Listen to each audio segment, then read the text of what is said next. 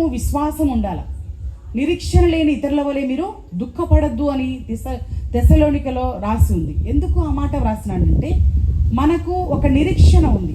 అందరూ తెలుసుకోవాలి ఏంటంటే, నీవు నేను మరణించినప్పుడు రక్షింపబడి యేసునందు మృతి నొందిన వారు ధన్యులు. ఊరికే ధన్యులు కాదు, యేసునందు ఎవరైతే ఉండి మృతి నొందుతారో వాళ్ళే ధన్యులు. ఎందుకు అంటే, ఖచ్చితంగా యేసు ప్రభుతో మనం ఉంటాం.